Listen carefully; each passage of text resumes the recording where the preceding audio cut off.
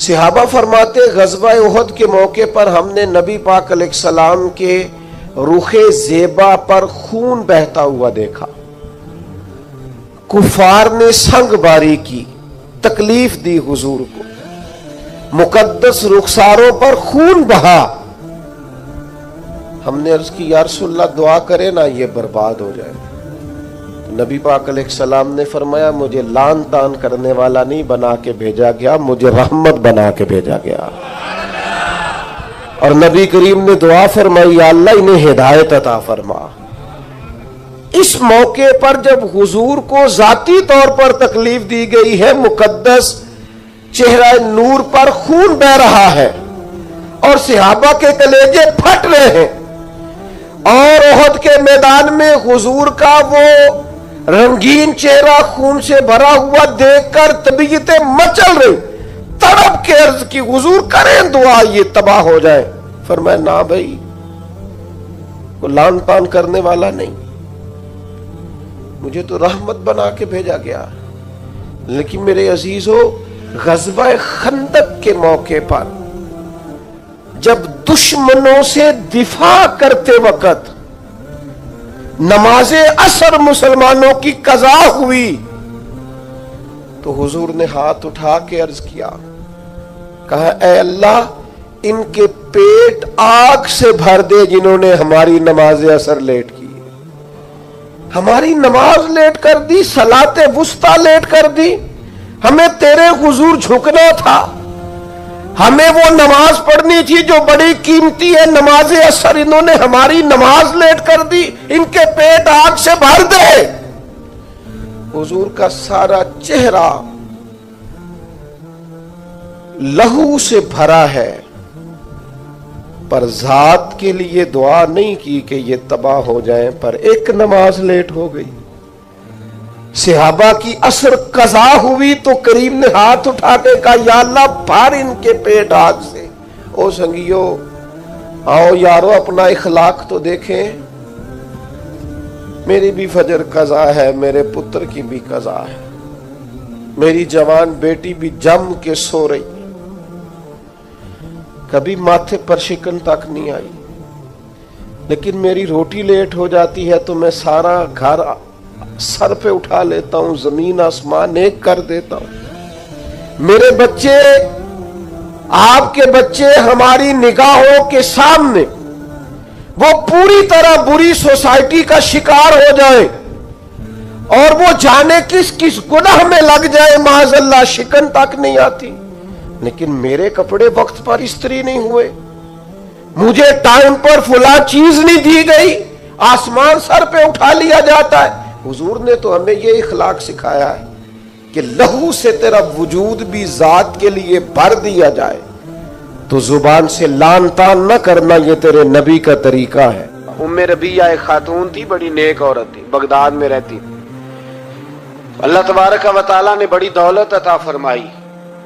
ان کی شادی بھی ایک دولت مند سے ہوئی، ایک دولت مند سے شادی ہوئی. فرماتی ہیں کہ میں چھت پہ بیٹھی تھی اپنے شوہر کے ساتھ، وہ دولت مند تو بڑا تھا پر متکبر بھی بڑا تھا. دروازے پہ فقیر مانگنے آیا تو میرا خاوند بالکنی سے جھانک کے کہنے لگا اسے کچھ نہ دینا، اس دکاندار ہے، یہ دنیا دار بنے ہوئے ہیں، جان بوجھ کے مانگتے ہیں. تو میں نے کہا میں تیری دولت سے نہیں دوں گی، میرے میکے سے جو کچھ آیا اس میں سے دینے کی اجازت دینا. اس نے کہا جانا ہی نہیں.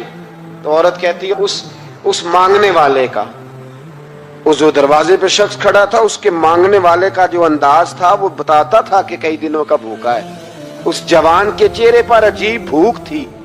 کہتی میں شوہر سے نظر بچا کے آئی اور میں نے چند دینار اس کی ہتھیلی پہ رکھے. جب رکھ کے میں نے دروازہ بند کیا تو سامنے میرا شوہر لگا میری بغیر اجازت کے دیتی ہے، جا تجھے 3 طلاقیں.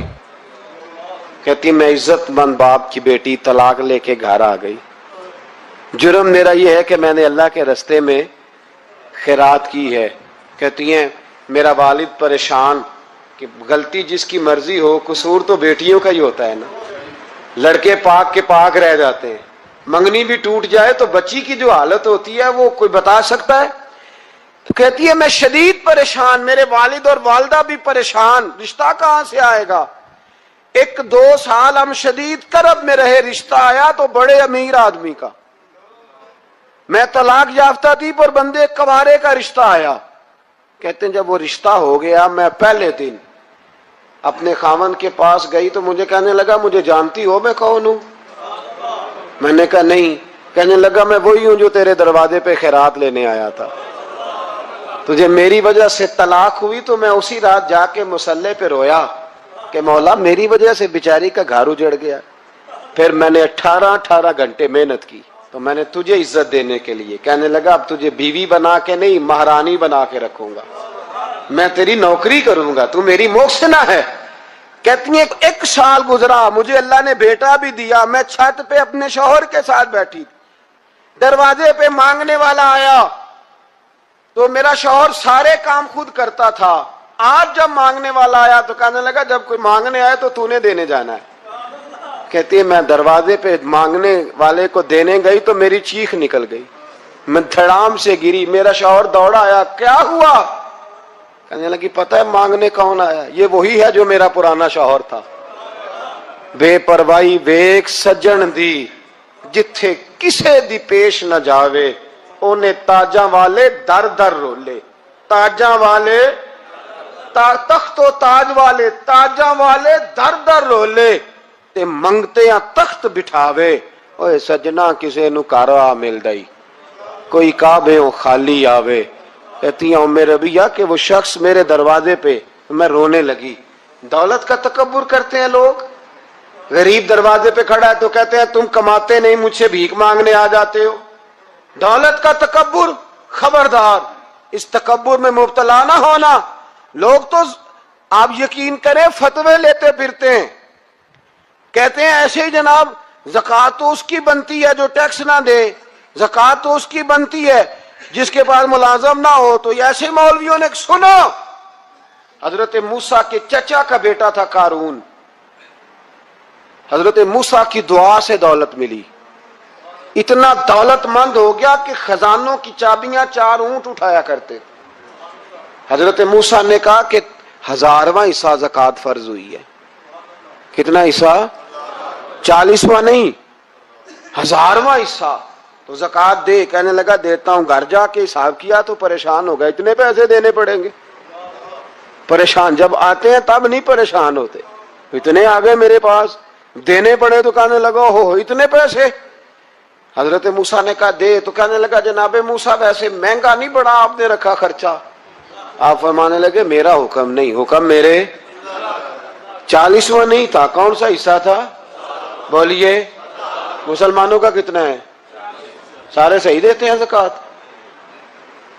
کہتے میں تھوڑی تھوڑی دیتا رہتا ہوں، میں سال میں نے تھوڑی تھوڑی بانٹ دی ہے، کچھ ان کو دیا جو مجھے ووٹ دیں گے، کچھ ان کو دیا جو گاہے گاہے میرے گھر کا کوئی کام کر دیں گے، میں نے بانٹ دی ہے۔ یہ زکوٰۃ دے رہا ہے کہ سیاست کر رہا ہے تو؟ یہ کون سا طریقہ ہے؟ یہ کون سی طبیعت ہے؟ مضمون بھیجا ایک دوست نے، ایک بچی بڑی مشکل سے میٹرک اس نے کیا ہے تو کوئی امیر آدمی ان کے گھر میں پیسے دے گیا اس رمضان پہ، اس رمضان میں حیدرآباد کے قریب کسی گاؤں کی رہنے والی، تو بچی اگلے دن جا کے سارا کچھ ان کے گھر دے آئی ہے، سارا کچھ دے آئی ہے۔ کیوں؟ کہ وہ بچی کہتی ہے میں یتیم ہوں، میں 1.5 سال کی تھی اور میرا بھائی ابھی پیدا نہیں ہوا تھا جب میرا والد فوت ہو گیا، تو میرے چچا نے دھکے دے کے نکال دیا، میری ماں نے برتن دھو دھو کے ہمیں پالا اور میری ماں نے ہمیں پڑھایا، شدید محنت کی۔ تو کہتی ہے کل ایک دنیا دار آیا، اس نے کہا میں نے راشن دینا ہے، زبردستی ہمارے گھر آیا، غریبوں کو دینا ہے۔ کہتی ہے میری ماں نے کبھی ہمارے سامنے دکھ نہیں اپنا کھولا کہ میں بڑی غریب ہوں، میں نے جوانی تمہیں، لیکن کیا عجیب منظر ہے کہ اس نے ایک توڑا دیا راشن کا، تو سویرے جب میری اماں زور کے بعد کام کر کے آئی ہے تو رو رہی تھی، میں نے پوچھا اماں کیا ہوا؟ تو کہنے لگی بیٹے 4 اخباروں میں میری تصویر لگی ہے، 4 اخباروں میں۔ مجھے کیا پتا اس کے پاس کتنے موبائل تھے، کتنی تصویریں کھینچتا رہا۔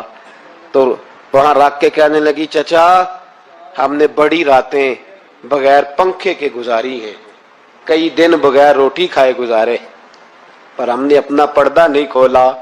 تو ایک آٹے کا تھیلا دے کے ہمارا پردہ کھول گیا۔ 4 اخباروں میں رکھ اپنا سامان، اور سویرے اخبار میں یہ خبر بھی ضرور چھپوا دینا کہ وہ واپس کر گئے۔ یہ خبر بھی سویرے اخبار میں ضرور چھپوا دینا کہ وہ آٹے کا تھیلا وہ واپس کر گئے، یہ خبر چھپوا دینا۔ پھر وہ بچی اپنی ماں کی عزت کے لیے گئی اور جا کے پریس کلب میں اس نے 4 اخباروں کو کہا کہ میں آٹا واپس کر رہی ہوں۔ اب تمہاری ذمہ داری ہے کہ تم لوگوں کو بتاؤ کہ وہ تھیلا آٹے کا، شرم نہیں آتی؟ میں اجتماعی شادیوں کی مخالفت کرتا رہتا ہوں، دل کرتا ہے تمہارا کہ تمہاری بیٹی اور تمہارا داماد بٹھایا جائے اسٹیج پہ اور کہا جائے خیرات میں اس کی شادی ہو رہی ہے، اخباروں پہ تصویر آئے، کسی غریب کی بچی کی شادی کر دیا تو بورڈ لگوا دیا 30 اجتماعی شادیاں۔ وہ تماشا ہے؟ غریبوں کی بیٹیاں تماشا بنانے کے لیے ہیں؟ اگر کسی غریب کی بچی کی خدمت کر دیا تو اس طرح کر جس طرح حسین کے بیٹے امام زین العابدین کیا کرتے۔ امام زین العابدین، امام حسین کے بیٹے، جب دنیا سو جاتی تو سیدہ کا پوتا اپنے کندھے پر اناج کی تھیلی رکھ کے غریبوں کے دروازوں پہ دستک دینے پہنچ جاتا۔ غریب باہر نکل کے پوچھتے نام کیا ہے؟ کہنے لگے میرا نام نہ پوچھو، میری تو میرا دادا ڈیوٹی لگا گیا، میری تو میرا ابا ڈیوٹی لگا گیا، یہ تمہیں تمہارے حصے کا راشن ہے، اسے قبول کر لو۔ یہ ان لوگوں کا طریقہ تھا۔ یہ کیا انداز ہوا کہ 4 اخباروں میں خبر، عزتیں لوگ اچھالتے پھر۔ اس کو کہا قارون کو زکوٰۃ دے، کہنے لگا کوئی نہیں، بلکہ اس نے الزام لگایا۔ حضرت موسیٰ تقریر کر رہے تھے تو ایک بندہ لے کے آ گیا، اس کے پیچھے ایک عورت ہے، کہنے لگا موسیٰ خطبے بڑے دیتے ہو، پر ایک بی بی کہتی ہے کہ حضرت موسیٰ نے تو میرے ساتھ معاذ اللہ ثم معاذ اللہ، نقل کفر نہ باشد، موسیٰ نے تو میرے ساتھ زیادتی کی ہے۔ حضرت موسیٰ اللہ کے نبی جب عزت دار آدمی سے آ کے سوال پوچھتے ہو تو بیچارہ ٹوٹ جاتا ہے، وہ بیچارہ ٹوٹ جاتا ہے۔ جب لوگ پوچھتے ہیں نا یہ تو کھا گیا فلانی شے، عزت دار، اس نے اپنی زندگی بڑی مشکل سے کاٹی ہو پر وقار سے کاٹی ہو، وہ تڑپ اٹھتا ہے۔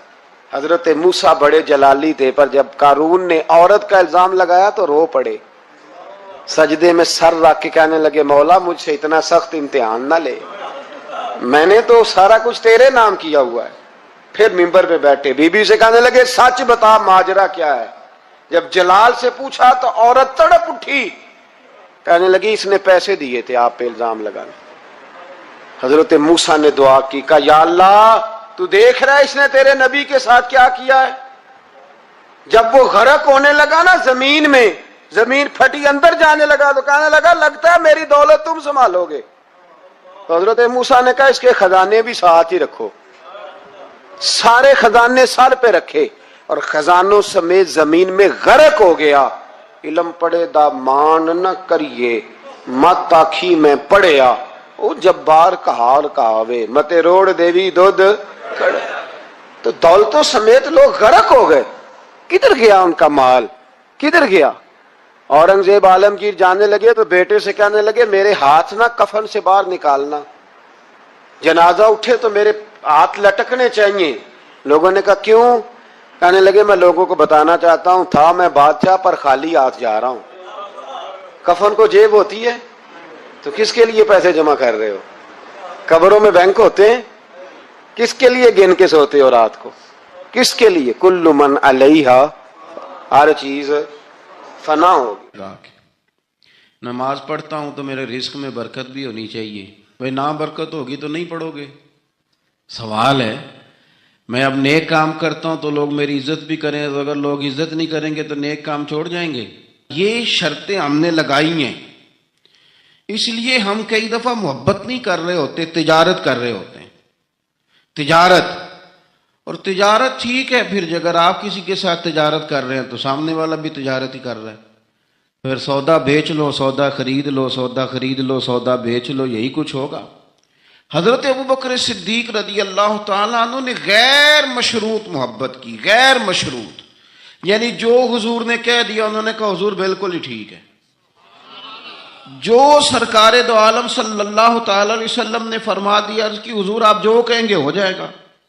کوئی لیتا نہیں، کوئی لاللہ نہیں، کوئی اگر نہیں، کوئی مگر نہیں، کوئی ایسے کیسے، بس جو فرما دیا ٹھیک ہے، جیسے کر دیا ٹھیک ہے، جس انداز میں بات کر دی ٹھیک ہے. حضور نے کہا کہ جہاد پہ چلنا ہے چلتے ہیں. اب حدیبیہ میں صلح کرنی ہے، حضور ٹھیک ہے کر لیتے ہیں. حضرت عمر کہتے ہیں میں نے کچھ اپنے مشورے پیش کیے کہ اس طرح کر کے چلنا چاہیے، پر ابو بکر صدیق نے کہا نہ بھائی، جو کریم فرما دے وہی ٹھیک ہے. ہم نے نہ کبھی قطرے پہ غور کیا اور نہ دریا دیکھا، بس جہاں تیری جھلک دیکھی وہیں ڈوب گئے. انسان کے نا دو قسم کے پیار کرنے والے ہوتے ہیں. ایک پیار کرنے والے پروٹوکول مانگتے ہیں، ٹائم مانگتے ہیں، پیار کرتے ہیں وہ بھی، لیکن ان کا خیال ہوتا ہے کہ اس طرح کر کے اگر آپ چلیں گے تو پھر پیار ہے. کچھ پیار کرنے والے اس طرح کے ہوتے ہیں، وہ کہتے ہیں تو مل نہ بھی او دی فطرت کہر نہ چھڈے، سجن ہو کے ویر نہ چھڈے، انہوں آکھو اسی نہیں متھے لگ دے، چلو ساڈا شہر نہ چھڈے. کچھ لوگ ایسے ہوتے ہیں کہتے ہیں مل نہ بھی یار کوئی عرض نہیں، لیکن اس طرح کر کہ پیار تیرے ساتھ قائم رہے گا. تو سلام لے پھر بھی تیری مرضی، رخ پھیر کے گزر جا پھر بھی تیری، غیر مشروط محبت، شرط والی نہیں. پھر کیا ہوتا ہے کہ آپ کسی پہ بوجھ نہیں بنتے، آپ کسی کو تکلیف نہیں دیتے، آپ کسی کو اذیت نہیں دیتے. لیکن اگر آپ بوجھ بنیں گے، آپ اپنا آپ بتائیں گے، اپنا آپ دکھائیں گے، اپنا آپ مسلط کریں گے، محبت کمزور ہو جائے گی. نبی پاک صلی اللہ تعالی علیہ وسلم کی نا آپ کو 20 حدیثیں ملیں گی جناب صدیق اکبر رضی اللہ تعالیٰ عنہ کی شان میں. اور ظاہر ہے جو پڑھنے والا ہے جتنا زیادہ مطالعہ رکھتا ہے اتنی زیادہ چیزیں ملیں گی. میں کھڑا ہو جاتا ہوں نا جو حدیث پڑھ کے، اور جو میری بڑی تربیت کرتی ہے، اور میں سمجھتا ہوں کہ یہ جو انفرادی زندگی ہے نا ان کی، یہ جو انوکھا رنگ ہے یہ بڑا نرالا ہے. حدیث پاک سنیے گا اور اس کے پہلوؤں پر غور فرمائیے گا. نبی پاک صلی اللہ تعالی علیہ وسلم فرماتے ہیں میرے پاس جس کا بھی مال آیا نا میں نے امانت سمجھ کے خرچ کیا ہے. مال غنیمت بھی آیا ہے، حضرت عثمان غنی نے بھی مال دیا، جناب عبد الرحمن ابن عوف نے بھی مال دیا. جس بندے کا بھی مال آیا ہے نا میں نے امانت سمجھ کے خرچ کیا ہے. کیا لفظ ہیں، کیا حسن ہے، کیا تاثیر ہے، کیا اپنائیت ہے. حضور فرماتے ہیں جس کا مال آیا تو لوگوں میں نے امانت سمجھ کے خرچ کیا، پر جب ابو بکر کے پیسے آئے نا میں نے اپنے سمجھ کے خرچ کیے. یہ اپنے ہیں، ان کا کوئی مسئلہ نہیں. میں نے کہا کہ میں یہ نہیں کہتا کہ یہ سب سے بڑی فضیلت کی حدیث ہے، علماء کی اپنی اپنی رائے ہے. جو حدیث پاک پڑھنے والے لوگ ہیں طلباء اساتذہ ان کی اپنی، میری یہ رائے ہے کہ یہ جو جملہ ہے نا یہ والا، یعنی جس کے مال کوئی بندہ اپنا مال کہہ لے. دیکھیں نا کچھ جگہوں پہ آپ پوچھتے ہیں کہتے ہیں یار یہ ذرا ضرورت ہے مہربانی کر، اور کچھ پیسے ایسے ہوتے ہیں آپ اٹھا لیتے ہیں کہتے ہیں انہیں کچھ بھی نہیں کہنا. یہ حد ہے اپنائیت کی. حضرت صدیق اکبر کے بارے میں میرے کریم نے فرمایا کہ میں نے جب اس کے پیسے آئے ہیں نا تو مجھے یوں لگا یہ اس کے نہیں یہ میرے ہیں. میں نے اپنے سمجھ کے نا، اللہ کرے میں آپ کو سمجھا سکوں بات، جس کی چیزیں مدینے والے کی اپنی چیزیں کہلائیں، جس کی چیزیں حضور کی اپنی چیزیں کہلائیں. اب بات کو سمجھیں. حضرت ابو بکر صدیق نے غیر مشروط محبت کی، لا محدود وفاداری کی، بغیر حیل و حجت کے پیار کیا. صبح شامیں دوپہر ہر چیز کریم کے نام کر دی. حضرت ابو بکر صدیق رضی اللہ تعالیٰ عنہ مالدار بھی تھے، سمجھدار بھی تھے، تاجر بھی تھے. لوگ سارا کچھ دیکھ داکھ کے نہیں چلتے، نفع نقصان سوچ کر نہیں آگے بڑھتے. لیکن حضرت صدیق اکبر نے تو کوئی چیز دیکھی نہیں، کوئی چیز نہیں دیکھی. اور لوگ اس وقت آتے ہیں جب رش بڑھ جاتا ہے، شہرت عام ہو جاتی، جب لوگ دیکھتے ہیں نا کہ اب یہاں شہد بہت زیادہ ہے تو مکھیاں پھر جوش مارتی ہیں کہ پہنچنا چاہیے. لیکن جناب صدیق اکبر تو اس وقت آئے جب مار کھانے کے دن تھے، اس وقت آئے جب بڑی اذیتیں مسلمانوں کو دی جاتی تھی. اپنا مال، اپنے بچے، اپنا قبیلہ، اپنی بیٹیاں اپنا سارا گھر، اپنا سارا خاندان، ہر چیز لا کے کریم محبوب کے قدموں میں رکھ دی. اور پھر یہ کہ حضور کی خدمت کی اس انداز میں. کوئی زیادہ فرق نہیں ہے. عمر بظاہر نبی پاک صلی اللہ علیہ وسلم سے 2.5 سال ان کی کم ہے، لیکن غار ثور میں جو لوگ گئے ہیں وہ جانتے ہیں کہ وہ بڑا مشکل رستہ ہے. ابھی بھی بڑا مشکل ہے، حالانکہ رستے بن گئے. چلیں ایک بات اور بھی کہہ لیتے ہیں، تجربے کی ہے، کہ حالانکہ رستے بن گئے، حالانکہ اس کے لیے بڑے بڑے چندے بھی اکٹھے ہو گئے ہیں. بڑے بڑے چندے. اتنی دفعہ مجھے کچھ موقع ملا ہے تو میں نے تو یہی دیکھا ہے جی رستہ بن رہا ہے، آ جائیں ذرا آپ بھی اس میں شامل ہو جائیں. چندے والا معاملہ بھی بڑا سپر ہے. کس کس انداز میں لوگ جمع کرتے ہیں. رستہ بن گیا ہے، لوگوں کے لیے آسانیاں ہو گئی ہیں، ہاتھ کے اندر بڑی بڑی روشنیاں ہیں، کھانے پینے کا رستے میں موقع ملتا ہے، آسانیاں سہولیات ہیں. لیکن جناب صدیق اکبر کہتے ہیں رات کی تنہائی میں جب میں نے حضور کے مقدس قدموں میں ورم دیکھا، تکلیف دیکھی، تو میں نے کہا حضور مہربانی کریں، آپ میرے کندھے پہ نہیں آ جاتے. کندھے پہ اٹھایا حضور کو. پباں پار قدم نہیں جے لاؤندا تے 100 پہاڑ تے چڑھیا جاندا تے او پہ جاندا تے یار نبی دا تے اے اصلی دلدار نبی دا. کندھوں پہ بٹھا کے نا حضور کو تو غار میں لے گئے. اب ایک اور بات بھی ذرا سمجھنا، وہاں جا کے نا تو حضور کو بٹھا لیا. کہنے لگے تو آپ ذرا ٹھہرے، میں اندر دیکھتا ہوں کوئی چیز ہو نا، کبھی میں پہلے صفائی کر لوں، کوئی چیز تکلیف دینے والی ہو تو مجھے تکلیف دے. پہلے اندر گئے، صفائی کی، جھاڑ پونچھ کی، پھر حضور کو بلایا. ہمارے علماء نے یہاں ایک نقطہ لکھا ہے، وہ کہتے ہیں غار ثور میں پہلے جناب صدیق اکبر گئے، پھر حضور گئے. پھر سمجھنا بات کو، پہلے جناب صدیق اکبر گئے، پھر حضور گئے. اس کا مطلب ہے جہاں حضرت صدیق اکبر پہنچ جائے نا وہاں حضور بھی آ جاتے ہیں. تو علماء کہتے ہیں تو اپنے دل میں نا جناب صدیق اکبر کے لیے جگہ بنا، مدینے والے بھی تیرے دل کو پسند فرما لیں گے. جگہ بنانا جناب صدیق کے لیے، اپنے دل میں جگہ بنانا، اس شخص سے پیار کر. حضرت صدیق اکبر تو امت کے استاد ہیں. جس نے ادب سیکھا ہے حضور کا جناب صدیق اکبر سے سیکھا، جس نے وفاداری سیکھی اس نے جناب صدیق اکبر سے سیکھی. جس شخص نے نبی پاک علیہ الصلوۃ والسلام کی اتباع سیکھی اس نے جناب صدیق اکبر سے سیکھی. اپنی زندگی کو باندھ کر حضور کے قدموں میں گرا دیا. جس طرح حضور نے فرمایا، جس مقام پہ حضور نے فرمایا، جو نبی پاک نے چاہت کی، جس طرح رسول پاک صلی اللہ علیہ وسلم نے پسند فرمایا. کسی نے ایک دن پوچھا تھا سب سے زیادہ خوش کس دن ہوئے؟ فرمانے لگے میں حضور کو نا مکے سے مدینے لے کے جا رہا تھا تو گرمی بڑی شدید تھی. 2-3 دفعہ میں نے دیکھا تو حضور کے چہرہ نور پہ مجھے پسینہ نظر آیا. اب میں ڈھونڈنے لگا کہ کوئی ٹھنڈی چیز ملے نا تو میں حضور کو پیش کروں. خشکی جو ہوتی ہے نا، خشکی، تو یہ تو ویسے ہی بڑی تکلیف کرتی ہے. خشکی اگر جسم پہ کبھی ہو جائے نا تو بندے کہیں جم کے بیٹھنا بڑا مشکل ہو جاتا ہے. خشکی جو ہو جاتی ہے، خشکی جسم پہ ہو جائے تو بڑا تنگ کرتی ہے، تو اگر کسی کے دماغ میں ہو جائے تو پھر تو بڑی خرابی کرتی ہے. یہاں نا لوگوں کو خشکی ہو گئی ہے دماغ میں بہت زیادہ، بڑی، اور اتنی زیادہ ہے بعض لوگوں کو کہ شاید ان کو نہلا دیں سرسوں کے تیل میں تو پھر بھی نہ ٹھیک ہو. خدا کے بندے سمجھتے نہیں. اس شخصیت کے بارے میں لب کشائی کرتے ہو، ان کے بارے میں جن کے بارے میں میرے کریم رسول علیہ السلام نے فرمایا میرے ساتھ جس نے نیکی کی میں نے بدلہ دے دیا. ابو بکر کا بازو پکڑ کے اللہ کی بارگاہ میں لے جاؤں گا، کہوں گا یا اللہ تو ہی اسے احسانوں کے بدلے عطا فرما.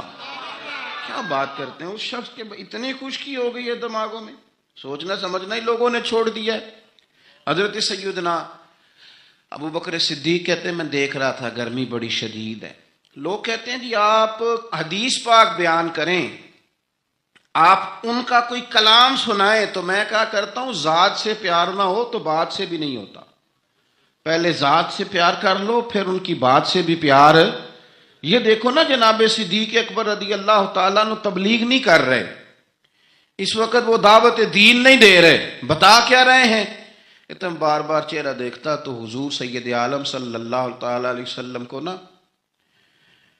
پسینہ مبارک آ رہا تھا، تو میں کوئی چھاؤں ڈھونڈنے لگا۔ ایک جگہ میں نے دیکھا، ایک ڈھلان ہے پہاڑ کی، اس کے نیچے کوئی جگہ تھی، میں نے جا کے جلدی سے صاف کی، میں نے وہاں کچھ چیز بچھائی۔ ایک روایت ہے چمڑے کا بستر بچھایا، اور ایک میں آتا ہے کہ اپنی چادر اتار کے بچھائی، امامہ کھول کے بچھایا، کریم محبوب صلی اللہ تعالی علیہ وسلم کو وہاں لٹایا۔ کہتے ہیں اب میں ڈھونڈنے لگا کوئی ٹھنڈی چیز مل جائے نا۔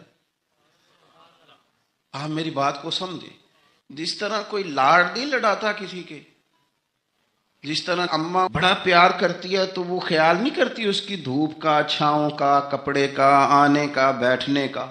وہ کسی نے کہا تھا کہ ٹوٹ جانوں میں کھلونوں کی طرح ہوتا ہے، آدمی عشق میں بچوں کی طرح ہوتا ہے۔ ٹوٹ جانے میں کھلونوں کی طرح ہوتا ہے، اور آدمی عشق میں بچوں کی طرح وہ ضدیں کرتا ہے، نہیں میں نے اماں کے پاس ہی جانا ہے، نہیں میں نے اماں کے پاس ہی جانا ہے، کیونکہ آدمی عشق میں بچوں کی طرح ہوتا ہے۔